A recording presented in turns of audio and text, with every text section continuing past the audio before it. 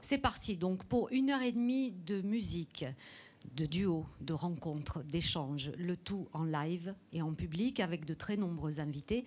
La première de ces invités est corse. Elle est ravissante, elle est toute jeune.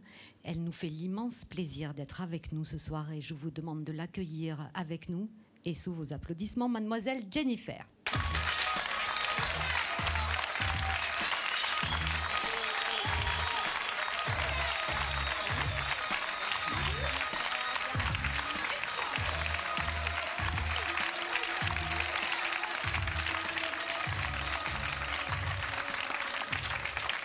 Bonsoir. Bonsoir, bienvenue chez vous, Jennifer. Merci. Merci beaucoup d'avoir accepté tout de suite notre invitation. Je sais que vous êtes très attachée à la Corse. Évidemment. On va avoir l'occasion d'en parler tout au long de cette émission puisque vous allez passer un long moment avec nous. Volontiers. Et je vous propose de commencer tout de suite en musique puisque vous le savez, c'est une émission consacrée à la musique. Et on va retrouver tout de suite des voix que vous aimez particulièrement. Oui. Ce sont des voix d'ici. Di Tia Mia Dialesi. Oui. Jennifer, qu'est-ce que ça m'évoque mon enfance, ça m'évoque de beaux souvenirs dans mon village, le village dont je suis originaire grâce à ma maman. Du côté d'Ajaccio ? Du côté d'Ajaccio, du côté de Propriane, plus précisément Serratifère. Et ça m'évoque, de merveilleux souvenirs et c'est pour moi l'un des groupes mythiques pour moi, quoi. Les Tia Mia Dialesi, c'est voilà. Vous êtes émue quand vous entendez ce genre de musique ? Je suis très très émue à chaque fois que j'entends. Alors vous savez que les Tiam, ils sont nés, le groupe est né en 1978, vous n'étiez pas né encore, et on va essayer, Paul Félix, de résumer un peu l'histoire, ces 27 ans d'existence des Tia Mia Dialesi. Paul Félix ou François Xavier. C'était on peut dire un bouillonnement culturel. Ce plaisir de chanter, on le sent tout de suite quand vous êtes sur scène, parce que c'est vrai que c'est bien de vous voir dans cette configuration-là, juste avec 2 guitaristes, sans playback, parce que c'est souvent ce qu'on voit à la télé. Le plus souvent, playback orchestre ou playback, selon les moyens techniques des émissions. Ouais. Et vous, qu'est-ce que vous préférez ? Évidemment le live. Évidemment le live, et je me suis laissé dire que quand vous étiez plus jeune, petite, carrément, vous faisiez carrément le mur pour vous échapper de chez vos parents pour aller chanter. Oui, c'est vrai que je me suis mise à chanter très tôt, mais la première fois que j'ai touché mon micro d'air, c'était en Corse, à Porto-Pole. Ouais. J'avais fait la première partie d'une première partie d'un chanteur qui s'appelle Tony Sampierre. Et j'étais avec ma petite bande son à essayer d'aller décrocher quelque chose. En tout cas, j'étais à la recherche de pouvoir donner quelque chose. Et pour moi, ça passait par la musique. Une sorte d'évasion. J'avais envie qu'on s'évade avec quand je chante. Donc c'était pas qu'égoïste chanter, finalement.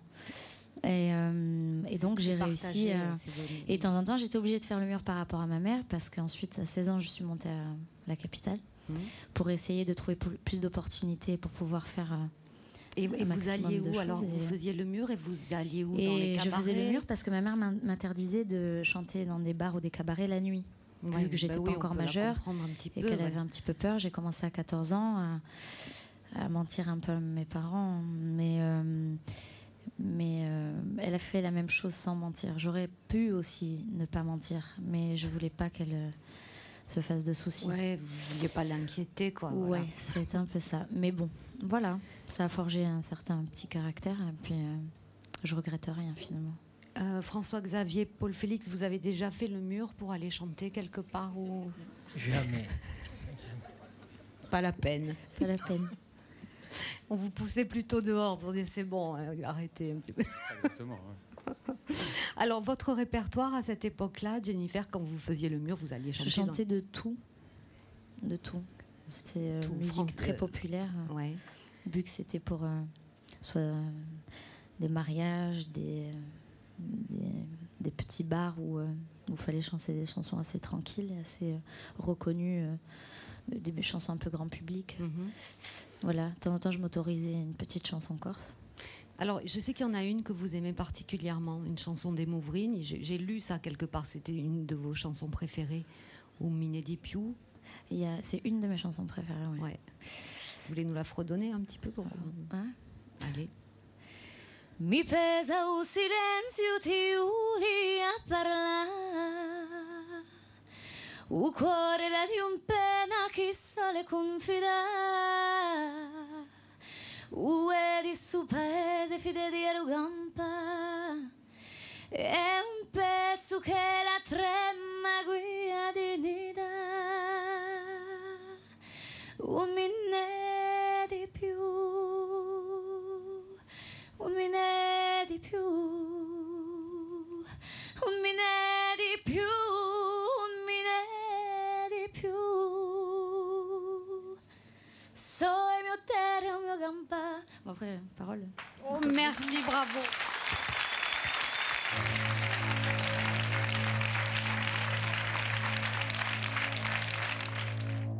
Jennifer, si tes chansons pouvaient nous dire tout l'amour que tu portes à la Corse, serre-moi des mots magnifiques. Tes amis les Tiamaialesi n'ont pas compris qu'il s'agissait d'une étreinte, car chez nous, cette expression est magique. Elle éclaire les visages. C'est la plus belle des conjugaisons. Serre-moi, serre-les, serre-nous, serbici.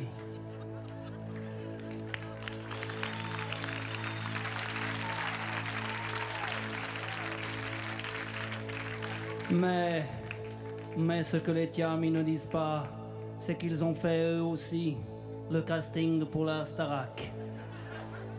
Ils n'ont pas été retenus. Seul François Xavier, le beau, avait été retenu. Mais les autres ne l'ont pas laissé partir. Les îles you basta. Hanno detto i no, hanno detto i no, e se ne sono andati. Hanno detto i no, hanno detto di no, e se ne sono andati. C'est vrai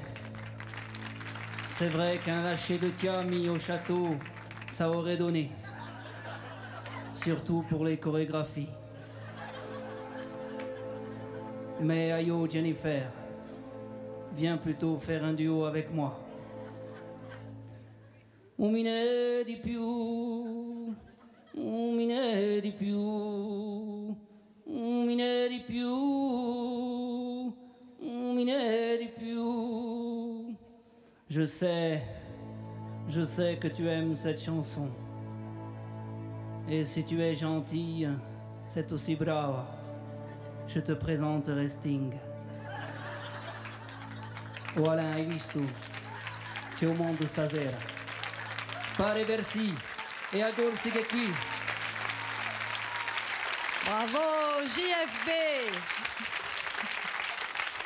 Jennifer, sacrée surprise. J'adore. J'adore. Ah, c'est génial. Ben oui, serre-moi, c'est génial. vrai que... Wow. Pas mal. La crampe, là. Oui, quelque chose... François-Xavier, Il est le excellent. beau. Je sais pas Le qui beau, fait voilà. qui fait Jean-François, mais il est excellent. Hein. Enfin, Grave. Moi non plus, Même je les sais pas, mimiques. mais c'est JFB. Je Jusqu'aux sais pas d'où il cheveux, il est sort. excellent. Jusqu'aux cheveux. À la pose, à la position. Enfin, JFB, on le retrouve dans toutes les latitudes 42. À chaque fois, il est là. La Star Academy, il a évoqué JFB. Alors, plus sérieusement, c'est vrai que évidemment que vous êtes passé par là. Vous êtes la première C'est vrai. élue. C'était en 2001. Une ascension formidable. Tout est allé très vite. Jennifer, comment vous C'est vrai avez que ça allait géré très très vite. Même l'après-Starac? peut-être. L'après-Starac, ben écoutez, moi c'était un peu... j'y croyais pas trop en fait en participant au casting. Mon dossier a été envoyé le dernier jour, je traînais un peu les pieds, j'avais peur de l'effet caméra et tout ça. Et puis finalement, je l'ai pris comme une aventure humaine d'abord. Et je me suis dit bon ben on va tenter le truc. J'aime bien les défis. J'aime chanter. J'avais pas trop d'argent pour me payer les cours qu'il fallait. En tout cas, je voulais me débrouiller toute seule. Je voulais pas demander quoi que ce soit à n'importe quel membre de ma famille. Je voulais me prouver à moi-même que j'étais capable de m'en sortir seule. Donc j'ai trouvé, j'ai tenté le casting, je l'ai réussi. Sans trop y croire, je ressors gagnante de ce jeu. Donc si vous voulez, c'est un peu, on est un peu sur un nuage. Et avec les pieds sur terre, j'ai jamais oublié d'où je venais, ça c'est clair. Et puis j'ai eu une éducation qui m'a appris la valeur de beaucoup de choses, en tout cas les bonnes. Et donc voilà, j'ai participé au jeu. Puis après tout s'est fait très très vite. Et puis on essaie d'aller au-delà de la Star Academy. C'est pas parce qu'on participe à ce genre d'émission qu'on devient un nom. Ouais. Voilà, on essaye de se trouver aussi, parce que c'est pas en chantant des reprises. Je suis super jeune, quoi. Et les petites quelques années que j'ai, Jennifer, que pendant cette histoire de Star Academy, la Corse vous a soutenu. Vous le saviez, ça? Mais je les en remercie à chaque fois que je le peux. Ça vous a touché, hein, j'imagine. Évidemment que ça m'a touché. Ils ont bloqué même les compteurs. Merci. En tous les cas, moi, je suis certaine qu'avec ou sans Starac, je voulais chanter, pas forcément en étant connue. Hein. Oui, non, mais ça, j'ai bien compris. On sent que vous tracez, vous voulez chanter. J'ai envie de chanter, j'avais envie de faire de la scène, et puis là, je suis très heureuse parce que j'ai pu faire de jolies rencontres avec mes musiciens. Je peux chanter avec Katia Madialez. Oui, je peux les rencontrer. Je suis à côté d'eux. Je suis avec vous. Alors, François-Xavier, Paul Félix, sur cette histoire de Starac. Allô. Comment sur cette histoire de Starac? Non, mais voilà, ça paraît deux mondes tellement différents du vôtre. Presque un concours de circonstances, et puis une demande de certaines personnes qui nous ont... En fait, on a rencontré Jennifer en 2001 quand elle a chanté en compagnie de Starac à Herbadio, ici. Et on a pressenti que le charisme de cette jeune fille, qui était bourrée de talent et qui quand même ressortait par rapport au groupe. Mais voilà, c'est pour ça qu'on dit Starac ou pas Starac. Et on s'est dit, elle a sa place, c'est là. Puis nous, avec plaisir, on a participé à un titre sur la scène. Et puis on pressentait donc la carrière qu'elle est en train de faire et qu'elle va faire, qui va durer, je pense, assez longtemps. Et puis aussi, c'était notre candidate corse. Donc bon, et c'est pas qu'on soit chauvin, mais évidemment, bien sûr que ça passe.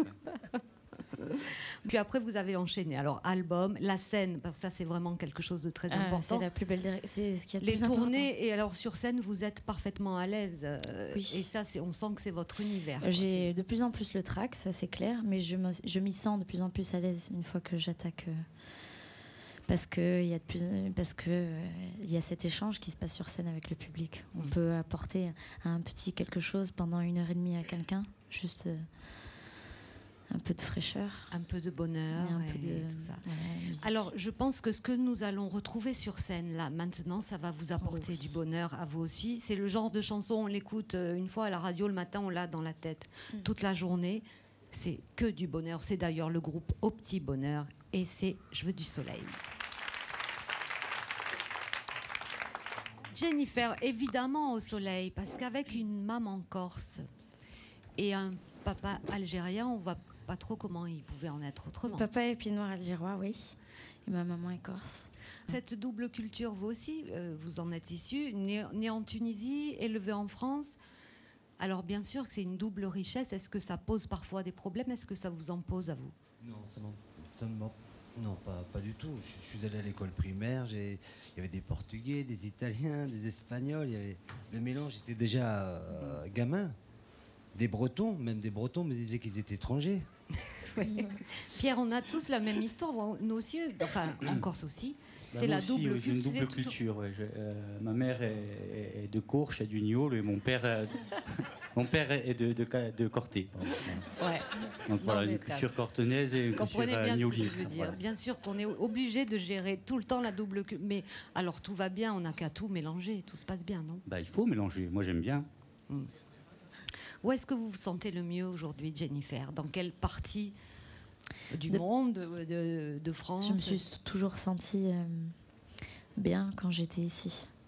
Et je me sens de mieux en mieux ici. Ça veut dire qu'à terme, vous avez peut-être envie j'ai ma famille, j'ai mes racines ici. Donc j'ai je ressens de plus en plus le besoin de me ressourcer. Et c'est dans le verre que je le fais. Et c'est voilà, dans les pierres. Voilà, tout ce qui est ici. Ça voudrait dire que vous êtes un petit peu en train de vous... C'est une planète pour moi à part. De vous y installer un peu plus assidûment, je dirais. C'est clair. Oui. Ah, ça, c'est clair. Et alors, une carrière comme la vôtre, qui est en pleine ascension, ça peut se gérer d'ici. C'est pas un problème. Il ne faut pas se montrer à Paris comme on... Non, ça peut se gérer. Ouais. On peut concilier les deux. Pourquoi pas? C'est à 1h15 de vol. Tout à fait. Jennifer, juste un mot sur le parcours de Joséphine. On vient d'en parler. Pour vous, on le disait tout à l'heure, tout est allé très vite. Hein, enfin, relativement vite. La Star Academy, le succès immédiat. Et j'ai 23 ans. Et vous avez 23 ans, un album. J'ai peut-être pas vécu autant de choses que Joséphine, mais j'ai vécu ce que j'ai vécu, je m'en sers, et puis voilà. Maintenant, c'est comme ça, quoi. Maintenant, vous avez l'impression de... Vous apprenez toujours, j'imagine. J'apprendrai tout le temps. Ouais. Même quand j'aurai 70 balais, j'apprendrai encore. Ouais. Je pense qu'on apprend toujours dans la vie. Oui, pour vous, c'est pas arrivé, c'est bien clair. Ouais, non, rien n'est acquis aujourd'hui pour moi, et je pense que je continuerai à apprendre, que ce soit musicalement parlant, ou sur moi-même, ou sur la vie en général. Restez avec cet esprit-là, Jennifer. Je pense que vous irez très très loin si vous restez sur mais en cette tout cas, route. C'est ce qu'on pour vous souhaite en l'instant. tous les cas. On arrive un petit peu au terme de cette émission. Jennifer, vous avez entendu des trucs qui vous ont plu, ça je l'ai vu dans vos yeux. J'ai fait de belles découvertes. De belles découvertes, oui. Et puis on peut parler un petit peu de vous, de vos projets, parce que je sais que vous avez envie peut-être en ce moment de vous chercher un petit peu. J'ai très envie d'être en pleine, de créer des choses. Voilà. J'ai fait de jolies rencontres. J'écris depuis longtemps, mais j'aimerais essayer d'écrire des chansons. Je ne sais pas si j'ai le talent, mais en tout cas, j'ai envie de me prêter le temps. Voilà.